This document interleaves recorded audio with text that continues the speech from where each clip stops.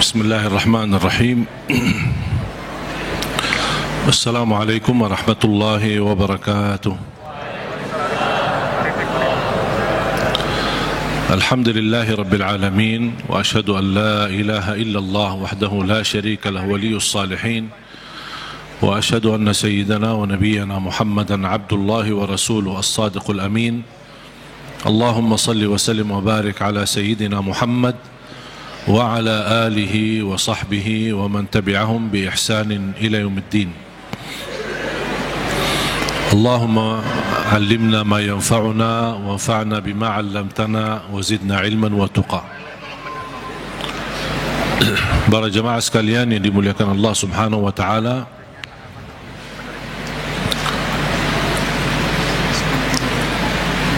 begitu luar biasa kemuliaan Al-Quran untuk kita. Kita terpilih menjadi umat Nabi Muhammad sallallahu alaihi wasallam, menjadi ummatul Quran. Quran yang abadi, Quran yang suci, dijamin tidak ada celah di dalamnya, tidak ada kesalahan, tidak ada kebatilan. Bahkan dalam lindungan Allah Subhanahu wa taala, dari bentuk makna, arti, isinya, tulisannya, halam-halamannya, dan semua dilindungi oleh Allah Subhanahu wa taala. Sebagaimana janji Allah, inna nahnu nazzalna dzikra wa inna lahu lahafizun. Kami telah menurunkan Al-Quran dan kamilah yang menjaganya. Termasuk terjaga ahlul Quran. Bukan hanya Al-Quran sendiri yang terjaga, tetapi ahlul Quran pun dijaga oleh Allah Subhanahu wa taala. Bahkan salah satu lindungan Allah Subhanahu wa taala kepada kita melalui Al-Quran, akan dilindungi oleh Allah ahlul Quran dari siksa neraka Jahannam.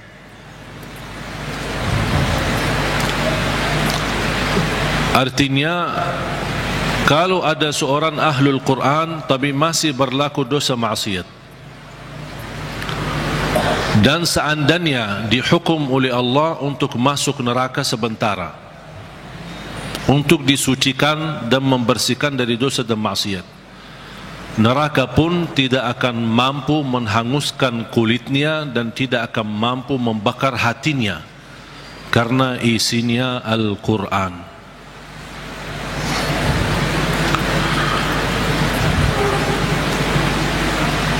Banyak kelebihan Al-Quran untuk kita. Surah yang paling agung di dalam Al-Quran suratul Fatihah. Ayat yang paling agung di dalam Al-Quran ayat Al-Kursi. Suratul Fatihah, kalau boleh saya artikan dialog sama Allah, berdialog dengan Allah. Setiap satu ayat kita baca, Allah jawab kita. Makanya disunnahkan kalau kita baca suratul Fatihah, jangan disambungkan ayatnya. Setiap ayat berhenti. Sebagaimana dijelaskan oleh Siti Aisyah radhiyallahu anha, karena Rasulullah SAW idza qara'a al-Fatihah kana yufassiruha tafsira. Ketika Rasulullah SAW membaca suratul Fatihah, seperti dia mentafsirkan suratul Fatihah, saking pelan-pelan dan bertahap-tahap membaca ayat-ayatnya suratul Fatihah, menunjukkan beradab sama Allah Subhanahu wa taala, kehormatan, karena dia sedang berdialog dengan Allah melalui bacaan suratul Fatihah. Sebagaimana Rasulullah SAW bersabda di hadis yang diriwayatkan Imam Tirmizi, hadis itu hadis qudsi, qasamtu as-salata baini wa baina 'abdi nisfain. Aku telah membagikan salat antaraku dan hambaku, kata Allah, menjadi dua bagian. Dan yang dimaksud kata as-salat di hadis ini adalah suratul Fatihah. Ternyata suratul Fatihah memiliki banyak nama. Disebutkan nama di antara lain Al-Fatihah, Ummul Kitab, Ummul Quran, As-Salah, Asy-Syafiyah, Ar-Raqiyah, Al-Waqiyah, menyembuh segala penyakit, melindungi dari segala bahaya, gangguan, godaan, bahkan bisa menjadi ruqyah. Orang yang tidak fahami ruqyah dan sulit mencari orang yang meruqyahi, lebih baik kita ruqyah diri sendiri. Sering orang bertanya, saya tidak faham ayat-ayat ruqyah, cukup dengan suratul Fatihah. Suratul Fatihah sudah mewakili semua ayat-ayat untuk meruqyah diri sendiri, menjadi rutin dibaca. Boleh jadi wirid, setiap hari kita baca Al-Fatihah 10 kali, 20 kali, 100 kali, semampu kita. Jadi wirid, keberkahannya luar biasa. Boleh menjadi doa dalam air minum kita. Setiap mau minum air dalam botol atau gelas, kita baca Al-Fatihah, tiup di dalam air, kemudian minum. Itu menjadi obat. Biasakan anak-anak kita minum air yang sudah dibacakan dalamnya suratul Fatihah. Jangan menunggu kiai, ustaz, habib datang untuk membacakan Al-Fatihah dalam air. Kita sendiri belajar. Baca 3 kali boleh, 1 kali boleh, 7 kali boleh. Habis itu tiup dalam air, boleh 3 kali. Kemudian silahkan minum, kasih kepada anak-anak kita.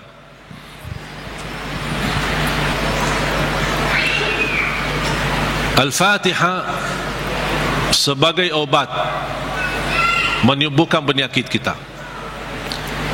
Ada yang merasa gesak di hati, merasa stres kepalanya, boleh taruh tangan yang kanan di atas kepala dan baca Al-Fatihah. Di atas dada kita baca Al-Fatihah. Itu sungguh subhanallah. Al-Quran sebenarnya seluruh Al-Quran, seluruh isi Al-Quran itu obat. Qul huwa lilladzina amanu hudan wa shifa. Sungguh Al-Quran itu petunjuk dan obat, menyembuhkan penyakit bagi orang-orang yang beriman. Berarti Al-Quran menyembuh penyakit hanya berlaku bagi orang yang beriman. Yang tidak beriman tidak berlaku.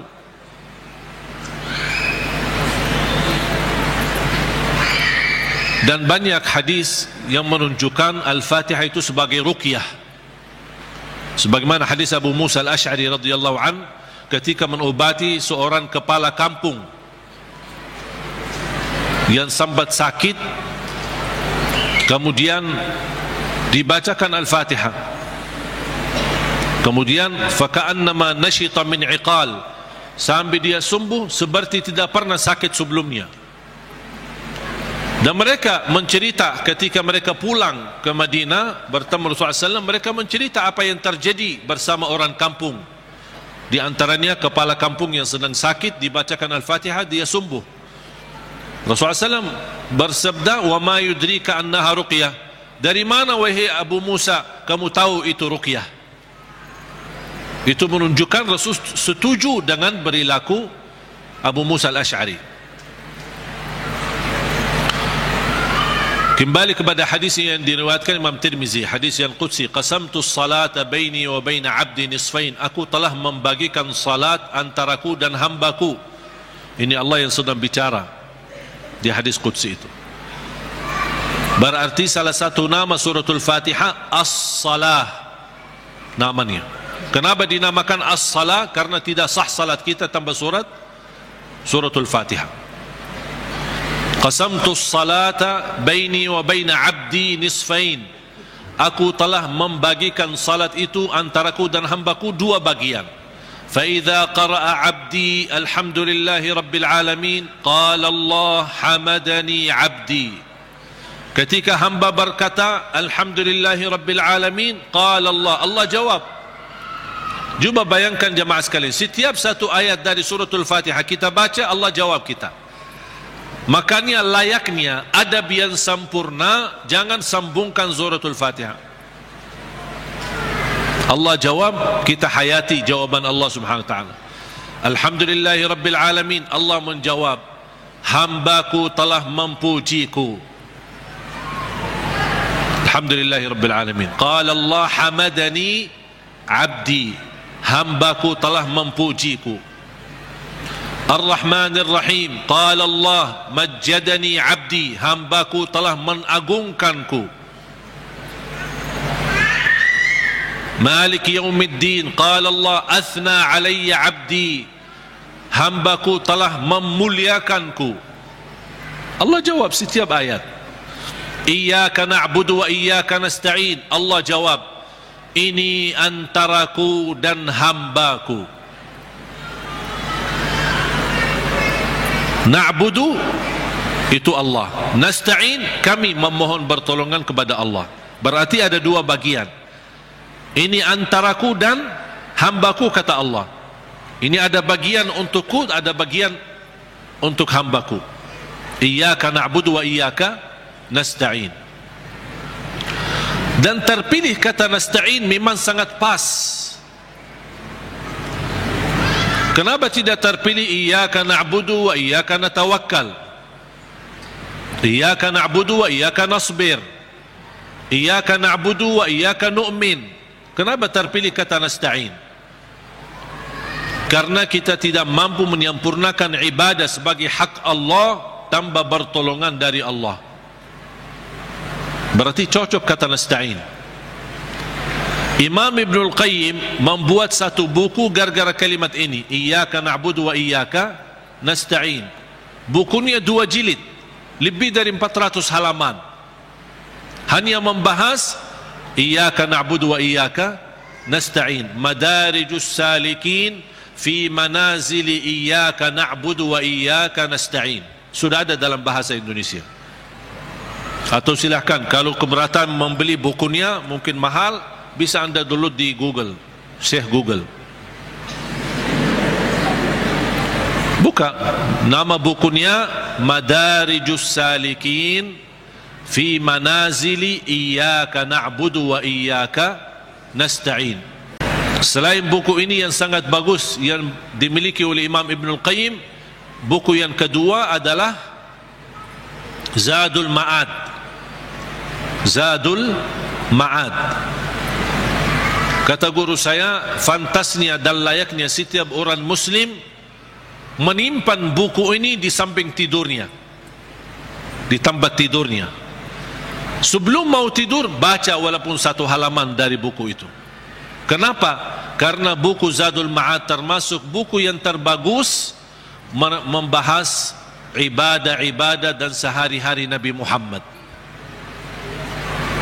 Dan kita bisa terapkan setiap hari. Ini baca amalannya apa, ini baca amalannya apa, gimana tidurnya Rasul, gimana ibadahnya Rasul, gimana zikirnya Rasul, gimana makanannya Rasul, gimana perginya dan jalannya Rasul. Itu semua dibahas dalam buku itu, Zadul Ma'ad.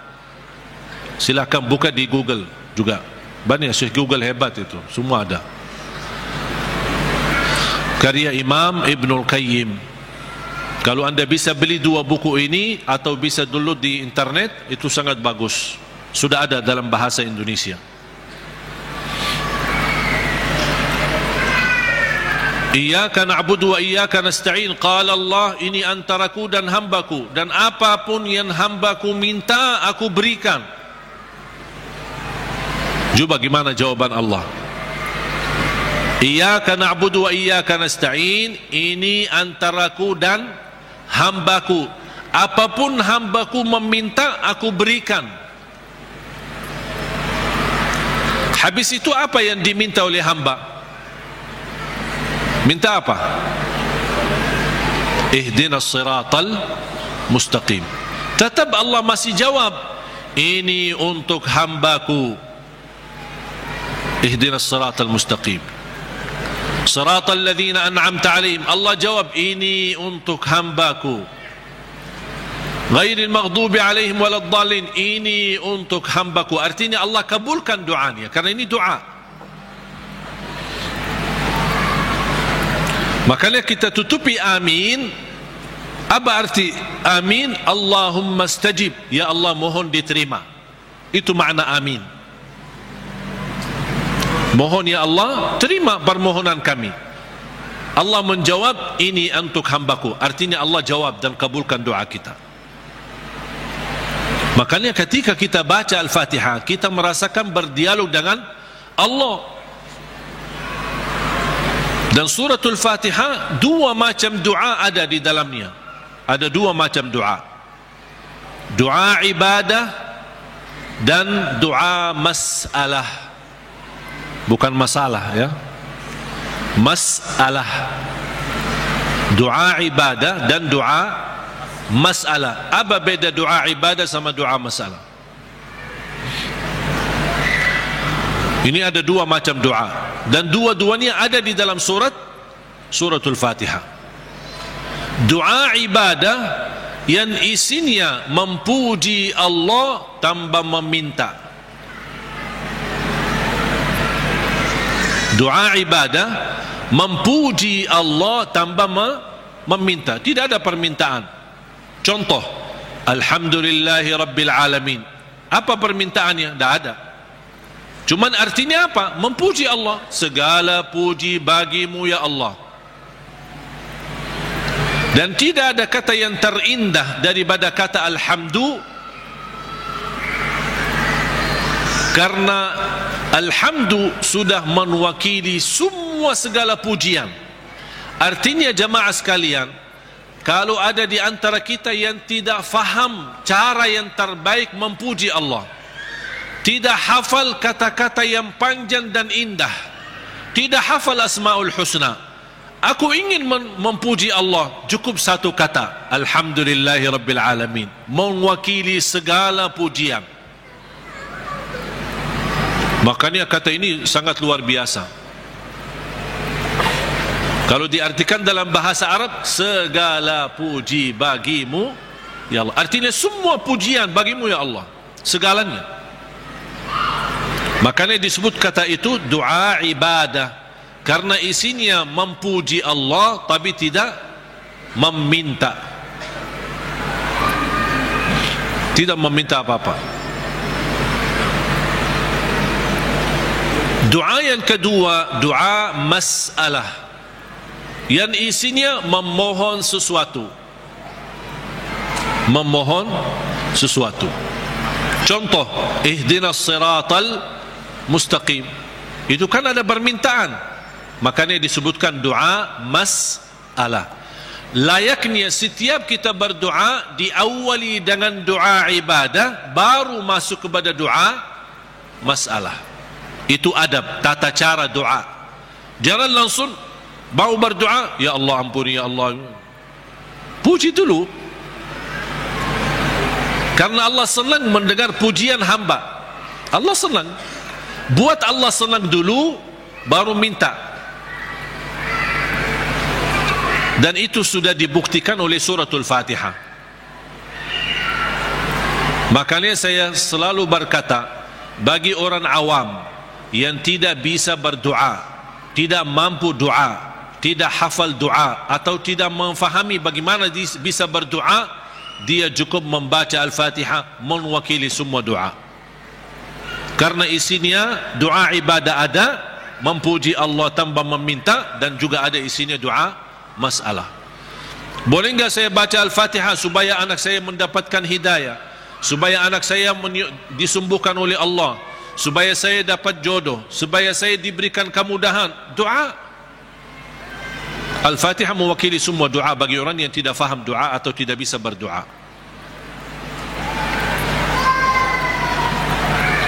Jadi diawali doa kita dengan ibadah atau doa ibadah yang isinya memuji tanpa meminta, baru masuk ke tahap yang kedua, doa masalah, memohon kepada Allah Subhanahu wa taala. Dan juga tolong jamaah sekalian perhatikan, habis dibacakan Al-Fatihah sampai iyyaka na'budu wa iyyaka nasta'in, belum meminta apa-apa.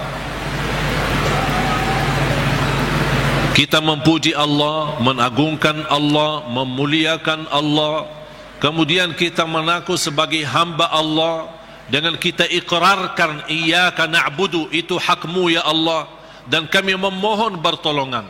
Dan pertama permohonan bertolongan kepada Allah, dan yang terbaik pertolongan yang kita mohonkan kepada Allah adalah minta hidayah kepada jalan yang lurus.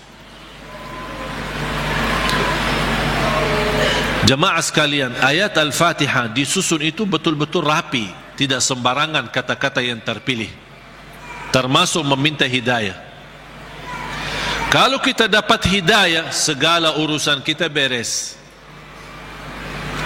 Karena kata ihdinas siratal mustaqim bukan berarti kita memohon hidayah kepada jalan yang lurus dalam hal agama. Itu tidak, bukan hanya itu saja. Tapi ihdinas siratal mustaqim dalam mengurusi rumah tangga, ihdinas siratal mustaqim dalam mendidik anak, ihdinas siratal mustaqim dalam mencari nafkah dan rezeki, ihdinas siratal mustaqim dalam kehidupan kami sehari-hari, ihdinas siratal mustaqim dalam beribadah, ihdinas siratal mustaqim dalam ikhlas, ihdinas siratal mustaqim dalam sabar, ihdinas siratal mustaqim dalam syukur. Semua hal-hal yang kita butuhkan, dunia maupun akhirat, ibadah maupun tidak ibadah, beramal apapun, kita memohon petunjuk hidayah kepada jalan yang lurus. Artinya kita memohon melalui ayat ini, kita berharap segala aktivitas kita bisa mendapatkan yang terbaik di jalan Allah. Ihdinas siratal mustaqim, berilah Allah petunjuk kepada jalan yang lurus, yang terbaik. Yang terbaik ikhlas, yang terbaik rumah tangga, yang terbaik mendidik anak, yang terbaik dalam menjaga diri, yang terbaik melindungi diri, yang terbaik mencari nafkah dan rezeki, yang terbaik mencari kerjaan yang baik, yang terbaik dalam beribadah, yang terbaik dalam tahajud, yang terbaik dalam majlis ilmu, yang terbaik dalam menghafal Al-Quran. Semua kita berharap melalui ihdinas siratal mustaqim sudah termasuk segala yang kita inginkan, dan kita hanya meminta bukan sesuatu yang baik, tapi yang terbaik. Ihdinas siratal mustaqim. Contohnya seperti apa? Siratal ladzina an'amta alaihim. Ya Allah, kami memohon petunjuk kepada jalan yang lurus sebagaimana ada hamba-hambamu yang telah mendapatkan karunia nikmat-nikmatmu. Siratal ladzina an'amta alaihim. Ya Allah, kami ingin dapat seperti mereka. Seperti Sayyidina Abu Bakar, seperti Sayyidina Umar, seperti Sayyidina Utsman, seperti Sayyidina Ali, seperti Siti Khadijah, seperti Siti Aisyah. Kita ingin seperti mereka, siratal ladzina an'amta alaihim. Janganlah ya Allah seperti orang-orang yang dimurkai oleh Allah atau orang yang tersesat. Ghairil maghdubi alaihim waladdallin. Ya Allah, jauhkan, lindungilah kami dari situ, dari hal-hal yang mendapatkan kemurkaan-Mu. Kami tidak mau. Kami mau sebagaimana hamba-Mu yang telah menerima karunia nikmat-nikmat, siratal ladzina an'amta alaihim. Itu yang kami mau ya Allah. Tapi jangan di jalan orang-orang yang dimurkai Allah dan orang-orang yang tersesat. Apa beda al-maghdubi alaihim waladdallin? Bedanya apa? Orang yang dimurkai Allah sama orang yang tersesat. Orang yang dimurkai Allah yang memiliki kemampuan ilmu tapi tidak menggunakan ilmu untuk mendekatkan diri kepada Allah, sombong. Mereka berilmu tapi sayang sekali ilmu yang mereka dapatkan hanya ingin menunjukkan kelebihan diri, menunjukkan dirinya sebagai orang yang hebat, bukan untuk digunakan untuk mendekatkan diri kepada Allah. Dan ketua umum majlis ghail al-maghdubi alaihim orang Yahudi. Ketua umum majlisnya orang Yahudi. Yahudi adalah kelompok atau golongan yang berilmu, tapi mereka mendapatkan kemurkaan Allah karena mereka tidak pernah menggunakan ilmu tersebut. Justru kecerdasan mereka dengan kehebatan ilmu mereka, mereka menggunakan untuk susahkan umat. Paling hebat ilmu ekonomi Yahudi, paling hebat ilmu media Yahudi. Makanya sekarang mereka seluruh media itu dimiliki oleh Yahudi. Ekonomi dunia dikuasai oleh Yahudi. Karena mereka punya ilmu, tapi mereka kenapa kuasai? Bukan untuk digunakan untuk kemudahan bagi manusia, tapi justru mereka menggunakan untuk kemanfaatan buat mereka sendiri. Makanya Allah murka terhadap mereka. Waladhdallin, orang-orang yang tersesat, yang suka mengamalkan amalan-amalan tapi tidak ada ilmunya. Kenapa kamu lakukan? Tidak tahu. Saya cuma suka itu, tapi tidak ada ilmunya. Contohnya, ketua umum majlis Waladhdallin adalah Nasrani. Nasrani ahli ibadah, beda sama orang Yahudi. Kalau Yahudi ahli ilmu, kalau Nasrani ahli ibadah. Bahkan mereka menggunakan rahbaniyah, memaksakan diri beribadah sepanjang hari. Sampai ada yang mendiamkan diri di sebuah tempat yang tidak bisa ditinggalkan, tidak mau nikah, tidak mau makan daging, tidak mau makan ini segala. Ini semua dilakukan oleh mereka. Itu yang tidak ada dasarnya, berlebih-lebihan. Islam melarang kita berlebih-lebihan beribadah. Sebagaimana ada 3 orang ketika datang ke Madinah mendengar betapa ibadah Rasulullah SAW, sambil salat tahajud, sambil bangka kakinya. Kita pernah enggak bangka kaki kita? Pernah, ketika begal, capek, urus dunia, bukan karena tahajud. Bagaimana SAW puasanya, gimana SAW tahajudnya, gimana SAW ibadahnya. Ada 3 orang mendengar berita-berita, sambil mereka merasa, aduh, kalau Nabi Muhammad begitu luar biasa ibadahnya, gimana kita? Sambil ada di antara mereka yang berkata, kalau memang begitu ibadah Rasulullah SAW, saya akan berpuasa, tidak akan buka. Artinya mau berpuasa setiap hari, sepanjang hayatnya, sepanjang hidupnya. Bukan tidak makan sama sekali, tetap makan, tapi maksudnya setiap hari mau puasa sampai mati. Yang satu lagi kata orang, saya akan tahajud, tidak akan tidur. Yang ketiga berkata, saya tidak akan nikah. Karena dia merasa terhina, atau merasa dirinya rendah, atau merasa dirinya tidak ada artinya dibanding ibadah Rasulullah SAW. Kalau Rasul saja yang diampuni Allah begitu luar biasa hebat ibadahnya, aku merasa malu, ya udah saya tidak mau nikah. Mengapa? Agar saya kosongkan waktu saya untuk beribadah, mendekatkan diri kepada Allah. Ada di antara mereka yang di riwayat lain disebutkan, saya tidak mau makan daging.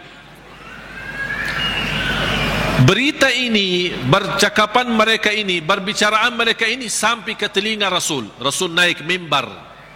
Ma balu aqwamin, menapa ada kaum atau berkataan seperti ini?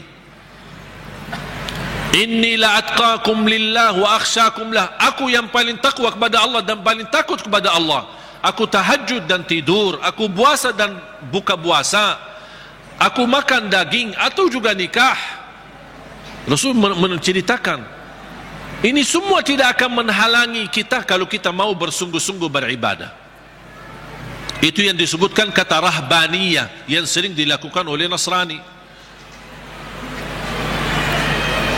Makanya kita memohon petunjuk pada jalan yang lurus, tapi jangan sampai kepada jalan yang dimurkai Allah atau jalan yang tersesat. Kami tidak mau punya ilmu tapi tidak pernah gunakan ilmu untuk mendekatkan diri kepada Allah. Saya tidak mau juga beramal tanpa ilmu, karena saya khawatir nanti jadi orang yang tersesat. Amin. Allahumma terima. Ya Allah, mohon diterima.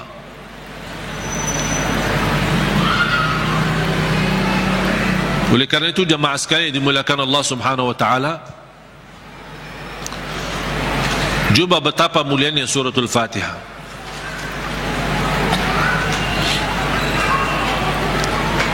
Saya hanya menyampaikan sejarah singkat. Saya belum membahas sejarah detail.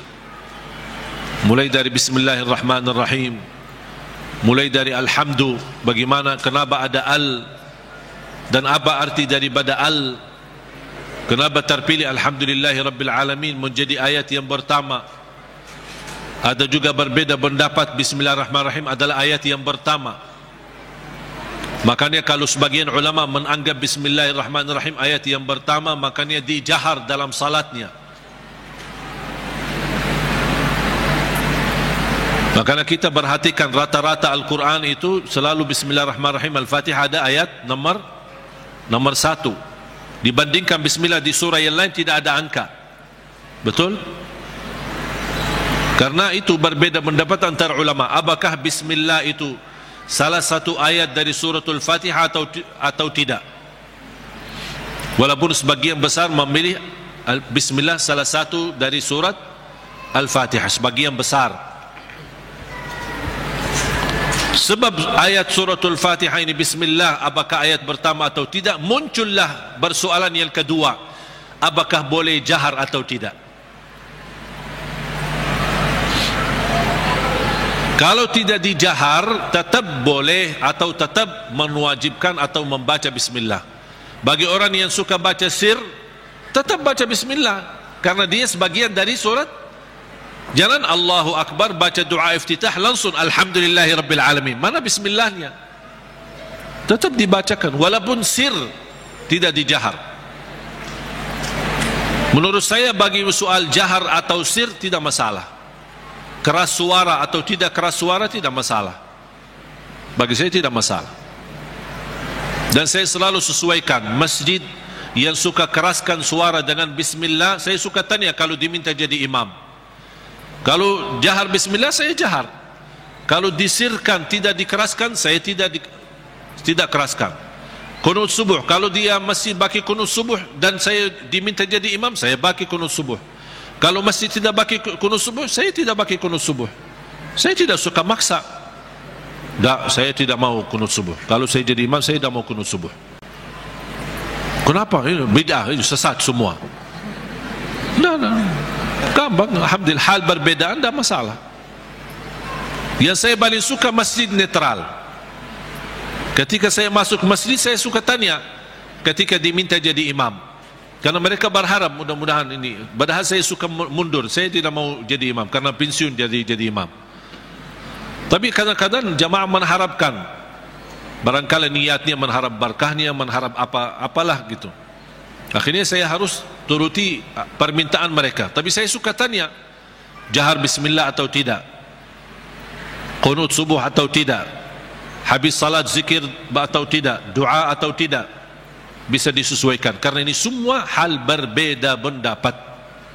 Saya suka masjid netral. Ketika saya tanya, bebas. Mau jahar boleh, tidak jahar boleh, qunut boleh, tidak qunut boleh, bebas kami, tidak masalah. Kita ikuti imam. Yang penting kita salat. Dan itu yang kita perlukan, masjid yang netral, tidak fanatik, supaya kita bisa bersama-sama.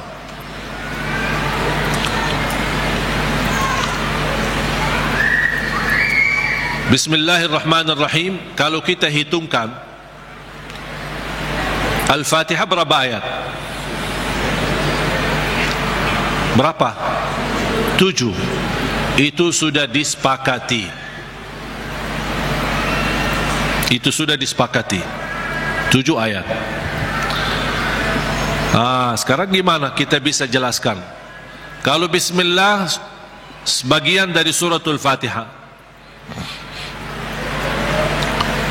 gimana kalau kita hitungkan ayatnya? Ayo kita mari sama-sama hitung. Bismillahirrahmanirrahim 1, Alhamdulillahi Rabbil Alamin 2, Ar-Rahmanir-Rahim 3, Maliki Yawmiddin 4, Iyyaka na'budu wa iyyaka nasta'in 5, Ihdinas siratal mustaqim 6. Berarti tinggal berapa? 1 ayat. Siratal ladzina an'amta 'alaihim ghairil maghdubi 'alaihim waladdallin. 1. Berarti jadi berapa? 7. Bagi ulama yang pendapat Bismillah tidak sebagian dari suratul Fatihah, tidak dihitung sebagian dari ayat suratul Fatihah, berarti ayo coba kita hitung. Kalau dikeluarkan Bismillah, mari kita hitung ayat pertama apa? Alhamdulillahi Rabbil Alamin 1, terus Ar-Rahmanir-Rahim 2, terus 3, 4, 5.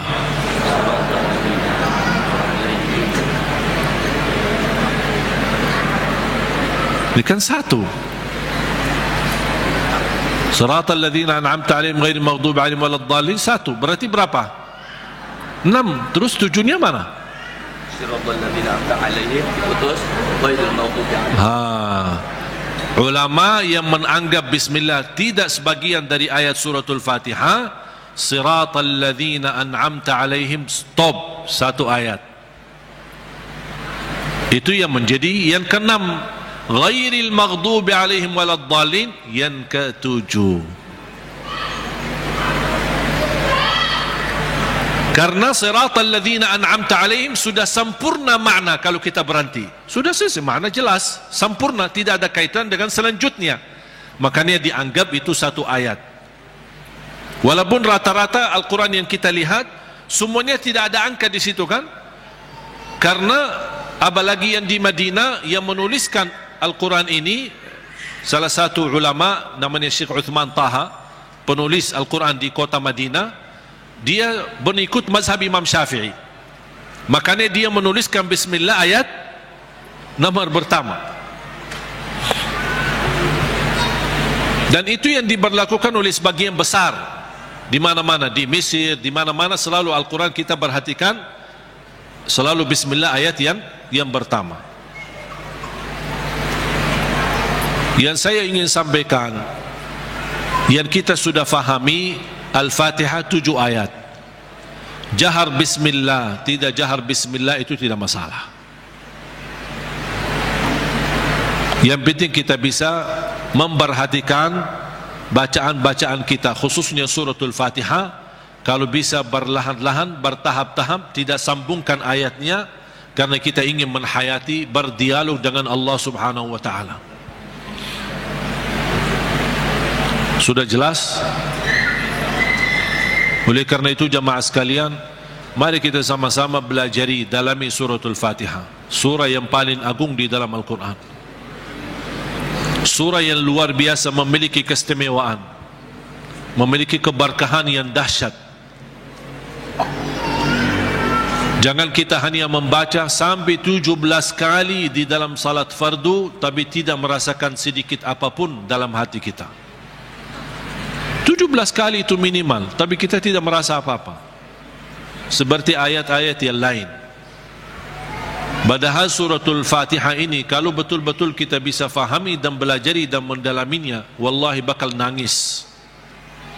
Saking agungnya dan indahnya suratul Fatihah. Cukup keindahan di dalamnya kita berdialog dengan Allah. Kita hamba yang masih banyak dosa, yang masih kotor, yang tidak banyak kekurangan, yang tidak banyak sempurna, banyak kekurangan ikhlas kita dan banyak kekurangan khusyuk kita. Tapi ketika kita baca Al-Fatihah, Allah masih berkenan menjawab kita di setiap ayat yang kita baca. Oleh karena itu hayati Bismillahirrahmanirrahim dengan artinya dan maknanya yang segitu dalam. Alhamdulillahi Rabbil Alamin, segala puji bagimu ya Allah. Dan Allah menjawab kita, hambaku telah mempujiku. Makanya saya senang ketika baca Al-Fatihah, apalagi kalau lagi sendirian, lebih menikmati. Ketika jadi imam memang terbatasi. Kalau kita ingin berlama-lama baca Al-Fatihah ketika jadi imam, orang takut nanti di belakang fikir kita lupa ayatnya. Alhamdulillahi Rabbil Alamin, Ar-Rahman Ar-Rahim. Kita kan lagi hayati, jadi bingung kan. Diam sebentar aja langsung dijawab. Saya ingin menhayati, memberi kesempatan Allah menjawab saya agar saya bisa merasakan jawaban Allah. Ar-Rahmanir Rahim, Maliki Yawmiddin, Iyyaka na'budu wa iyyaka nasta'in, Ihdinas siratal mustaqim, Siratal ladzina an'amta 'alaihim ghairil maghdubi 'alaihim waladdallin.